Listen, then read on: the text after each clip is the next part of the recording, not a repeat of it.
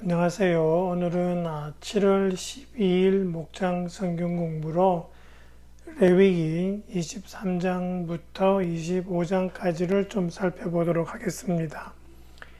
23장에 여러분 들어오시면 그 제목이 여러 절기 이렇게 되어 있습니다. 그러면서 안식일부터 유월절 또 곡식단 바치는 절기 이렇게 해서 쭉 설명이 나오는데 이게 하나하나 읽자니 좀 그 시간이 많이 걸리고 정리가 잘 안 되죠. 그래서 제가 그 두 번째 슬라이드에 그 오늘 23장에서 다루는 모든 절기를 이렇게 한 페이지로 딱 정리를 해 드렸습니다. 보시면은 제일 위에 나오는 게 이제 안식일에 관한 겁니다. 그죠? 안식일은 이제 매주 찾아오는 거죠. 이거는 하나님의 창조에서부터 시작된 거죠. 하나님께서 6일간 창조하시고 7일째 쉬으셨다라는 그것에서 출발해서 우리에게도 쉼을 허락하시는 거기 때문에 이 1회째 날, 이 7일째는 일하지 말고 쉬면서 거룩한 모임을 가져라 하는 게 이제 하나님 말씀이고, 그 다음에 이제 6월절은 첫째 달입니다. 그죠? 첫째 날 14일입니다. 이 날은 6월절 양을 잡는 날이죠. 그러니까 이집트로부터 하나님께서 이스라엘 백성을 구원해 주실 때에 있었던 일들을 기념하는 건데, 이스라엘 백성의 구원을 기념하는 날입니다. 그죠? 그러니까 열 나흘째 되는 날 해질 무렵에 유월절 양을 잡는 것, 그게 이제 유월절이죠. 요 시기가 아비볼인데 첫째 달, 그러니까 유대인들의 달력으로 첫째 달은 저희들 사용하는 달력으로 3월에서 4월 사이에 옵니다. 그 다음에 6월절하고 무교절은 실질적으로 거의 바로 이어집니다. 그러니까 아비벌 첫째 달 15일부터 시작해서 일주일간 지키는 것이 무교절입니다. 이때는 누룩을 넣지 않고 만든 빵을 일주일간 먹는 거죠. 그 다음에 그 첫째 날 그리고 마지막 날에 거룩한 모임을 가지라라는, 근데 이것도 마찬가지로 이스라엘을 이집트에서 구원해 주신 하나님을 기억하는 것이 가장 큰 의미를 가지는 절기입니다. 그 다음에 이제 9절부터 나오는 것이 곡식단을 바치는 절기 이렇게 되어 있는데, 첫 곡식, 그러니까 이건 보리거든요. 그 당시로는 보리를 바치는 절기인데 이게 아비벌 16일입니다. 왜냐하면 이거는 6월절, 무교절, 초실절이 3일이 새 절기가 그대로 이어집니다. 이걸 초실절이라고 이야기하는 것은 첫 번째 바치는 열매 이런 뜻입니다. 그죠? 그 첫 농사 수확, 그 보리가 되고요. 근데 이 초실절을 또 원래 한자로 치면 맥추절이 됩니다. 근데 이 한국 교회에서 기념하는 맥주 감사절하고 구분을 하고 이렇기 때문에 여기에 나오는 첫 번째 그 곡식단 이렇게 해서 초실절 그렇게 이제 하지만, 보리라는 걸 생각하면 맥추절로 이제 한자로 될 수 있는 거죠. 그게 이제 9절부터 14절까지고요.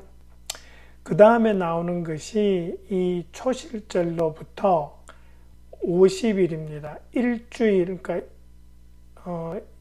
7일을 7번 해서 그 첫 번째 안식일이거든요. 그러면 딱 50일이 되죠. 그래서 이걸 오순절이라 그러기도 하고 77절이라 그러기도 합니다. 이때는 이제 3, 4월에서 약 50일 뒤로 가니까 5, 6월 정도 되죠. 그죠? 그러니까 이게 진짜 첫 번째 핵곡식 바치는 때입니다. 보리 말고, 우리로 치면 쌀농사 같은 게 되겠죠?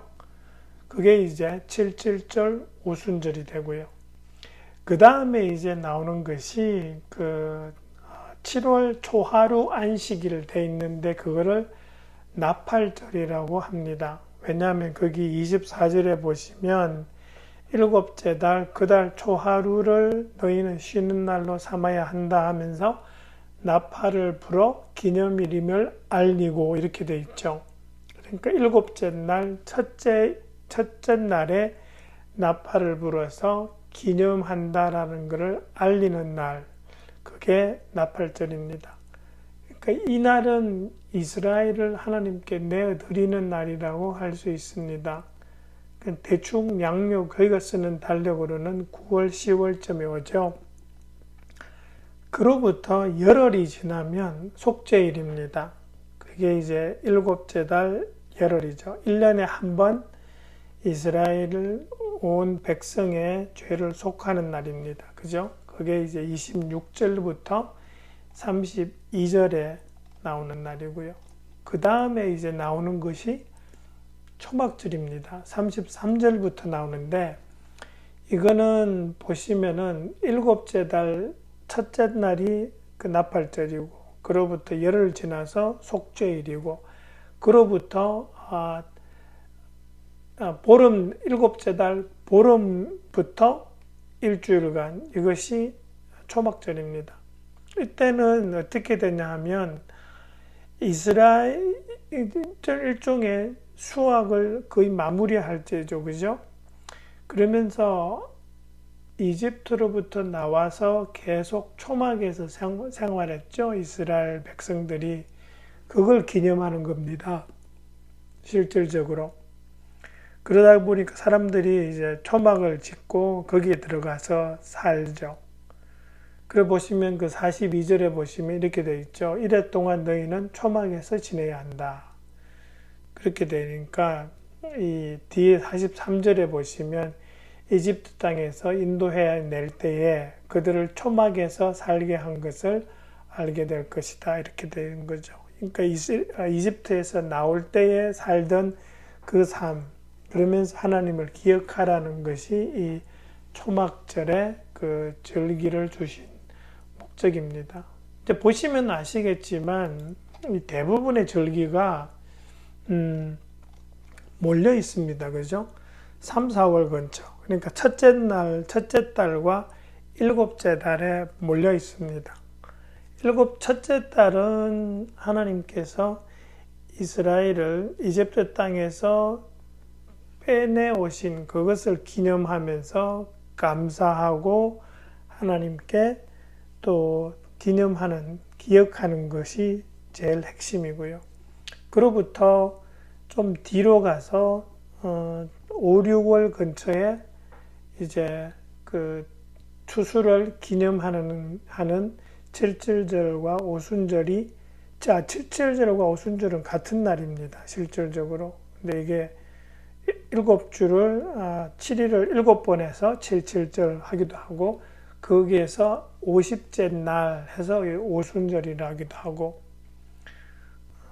근데 그게 이제 5, 6월이 되고, 그리고 대부분의 그 절기들은 그 일곱째 달에 있습니다. 그죠? 일곱째 달인데, 그때도 보면 이제 나팔절, 속죄일, 초막절, 이렇게 돼서, 하나님께 기억하는 그 시기가 첫째 달, 셋째 달, 일곱째 달, 이렇게 딱 집중되어 있다라는 것을 우리가 알 수 있고요. 그러면서 대부분이 구원과 그 수확에 대한 감사, 이런 것들이 주로 핵심이 되고 있다는 걸 우리가 볼 수 있습니다. 그 다음에 나팔절, 이거는 한 번쯤 생각해 볼 수 있는 게, 일곱째 달이 시작하는 첫 날입니다. 그죠? 나팔을 불어서 그날 하나님 앞에 이스라엘을 프레젠트한다 그럽니다. 드린다 그럽니다. 그러면서 이 날에 어쩌면은 가장 핵심은 열흘 뒤에 다가올 속죄일에 있을 수 있습니다. 속죄일에서 하나님 앞에서 우리가 다시 정결하게 된다라는 것을 기억할 수 있다라는 거죠. 그게 이제 이 나팔절의 핵심이라고 볼 수 있고요. 그 다음에 여러분 보시면 23장 37절 이후에 잘 보시면 이렇게 말씀하시죠. 이 절기들은 주가 명한 절기들이다 해서 위에 쭉 나온 안식일부터 초막절까지의 모든 절기들을 말씀하시는데 분명하게는 말씀을 안 하시는데 이 37절 이후부터 쭉 읽어보면 하나님께서 왜 이 절기들을 지키라고 하시는지 그 이유가 조금씩 이렇게 보입니다. 그죠? 하나님을 기억하고 제물을 드리고, 그죠?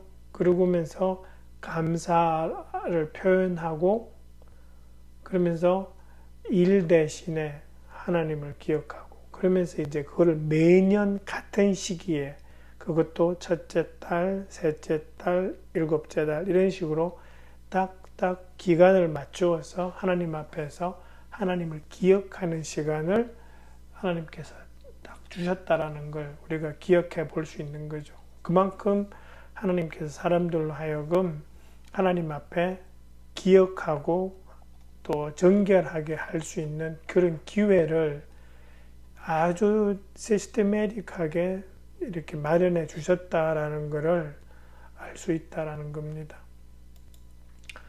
그 다음에 이제 24장으로 들어가면 24장은 살짝 그 내용상으로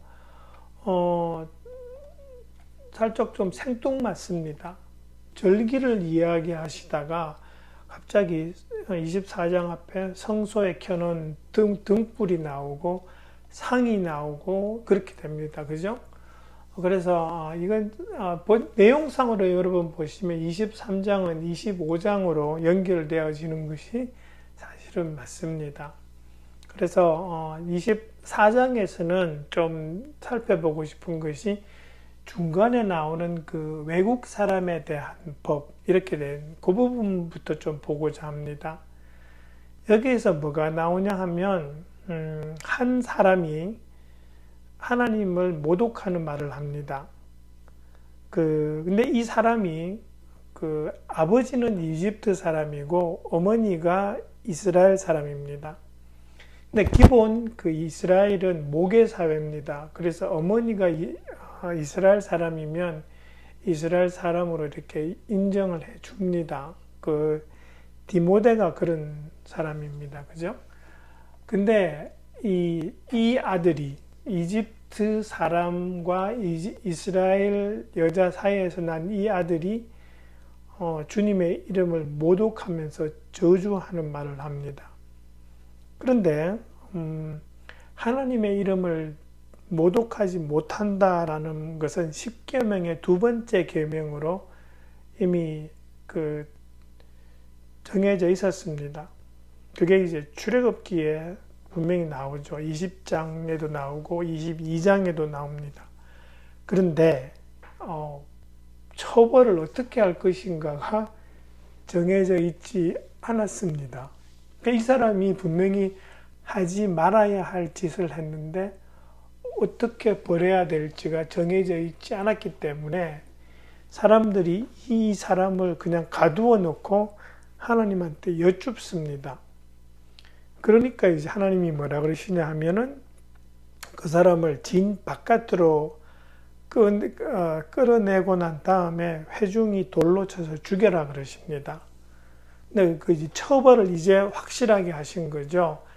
하나님의 이름을 모독하지는 못하는데 그렇게 한 사람에 대해서 죽여라라는 그 사형이라는 그 벌을 여기에 와서 정하신 거죠. 그래서 이제 사람들이 그를 가두어 두었다가 이렇게 실행을 합니다. 이제 그렇게 되는 게 이제 이게 24장에 나오는 그거고요.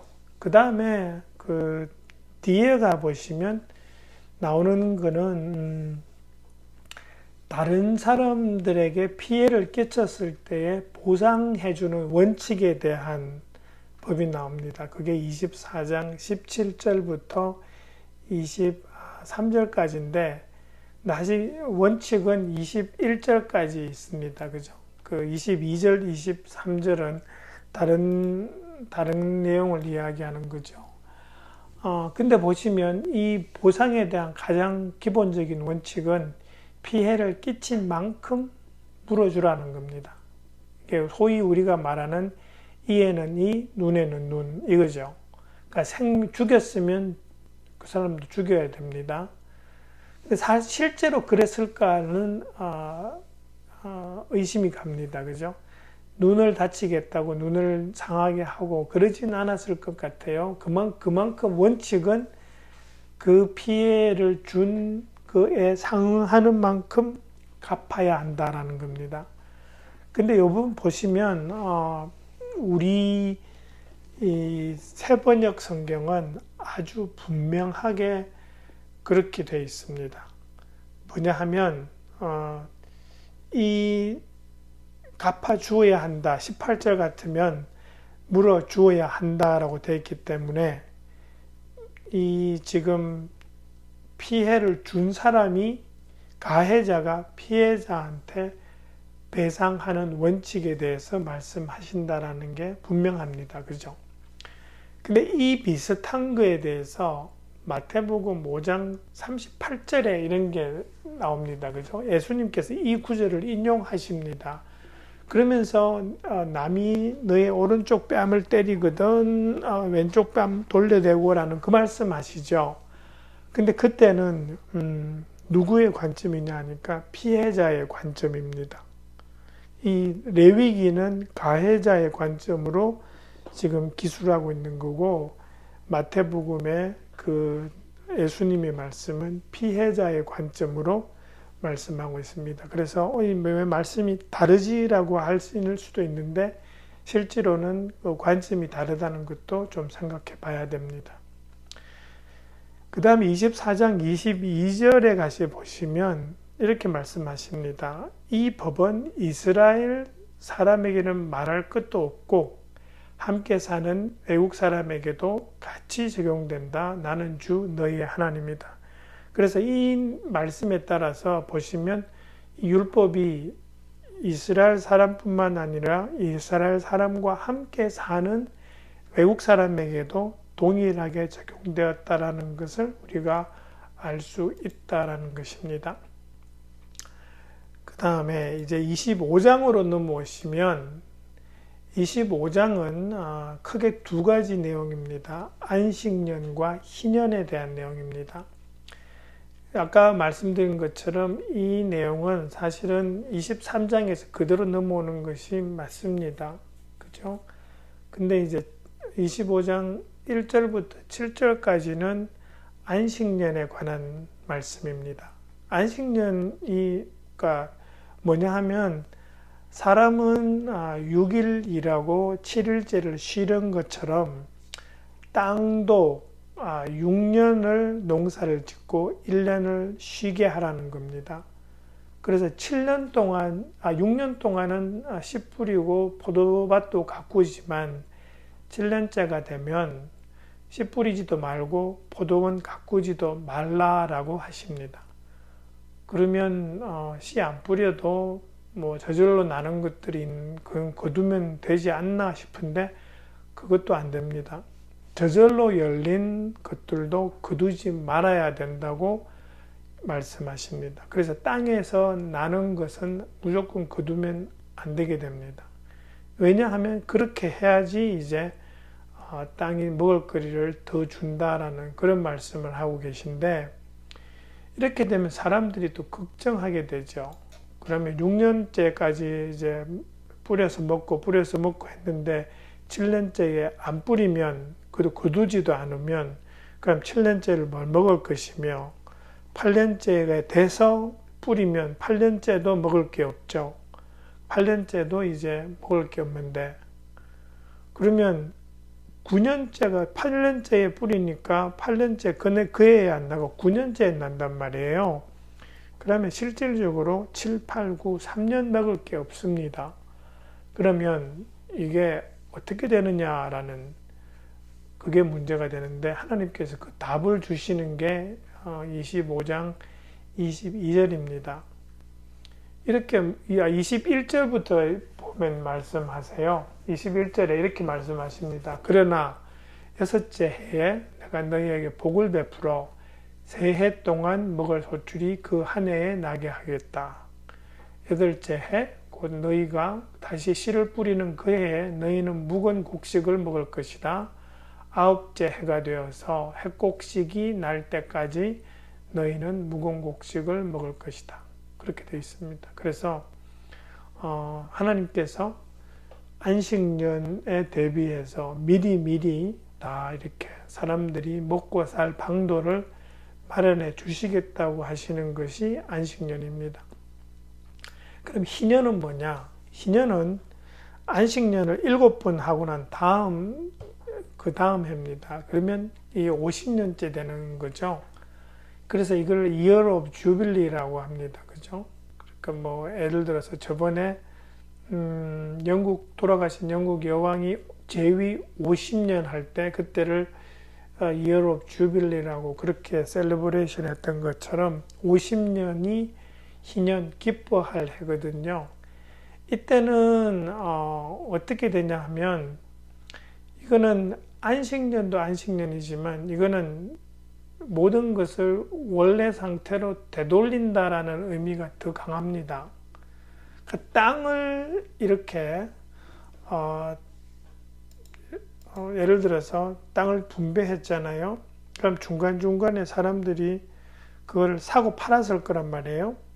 그러면 이게 사고 팔았으면 주인이 완전히 바뀐 것이냐? 아니라는 겁니다. 그 50년째가 되면 다시 원래 주인한테 돌아옵니다. 그 유산 분배받은 땅으로 돌아가게 되어 있습니다. 그게 희년입니다. 그래서 사람도 그렇고 그 땅도 마찬가지고 원래 상태로 회복이 되는 것이 이 희년입니다. 그래서 땅을 사고 팔 때도 희년까지 남은 기간을 계산해서 땅값을 치르게 되어 있었습니다. 그게 이제 15절에 나오는 말씀이고요. 어떤 종이 되는 사람도 희년이 되면은 종에서 풀려날 수 있다고 하시는 말씀이 41절에 이렇게 나옵니다. 그래서 거기에 대해서 예외가 되는 것은 레위 사람들은 조금 예외가 되는 그런 규정들이 좀 나오고 있다는 게 또 자세히 읽어보시면 보입니다. 근데 희년에 있어서 가장 중요한 것은 back to, 그러니까 원래 상태로의 회복을 이야기하시는 것이 이 희년의 가장 큰 그겁니다. 그 다음에 여러분 좀 재미있는 아주 의미 있는 내용이 25장 23절 이하에 나옵니다. 거기에서 잘 보시면 땅을 무른다라는 그런 게 있죠. 누가 이렇게 가난해서 땅을 팔았어요. 그 땅 소유권을 잃게 되죠. 그러면은 그 땅 소유권을 누군가가 대신 값을 내고 찾아줄 수 있습니다. 그 원칙에 대한 것들이 23절 이하에 이렇게 쭉 나옵니다. 근데 여기서 나오는 것이 이제 영어로는 redemption, 그러니까 상환 이런 건데, 이 개념에서 우리가 생각할 수 있는 것이 그 집안간이라는 개념입니다. 여러분 그 룻기에 보면 보아스가 룻의 나오미의 집안간 이런 말이 나오죠. 이게 영어로는 kinsman redeemer인데, 이 친척 중에 가까운 친척이 대신해서 그 값을 치르고 찾아줄 수 있는 그런 거를 이 집안간이라고 하는데, 이게 땅에 대한 소유권을 회복시켜 줄 수 있는 그런 겁니다.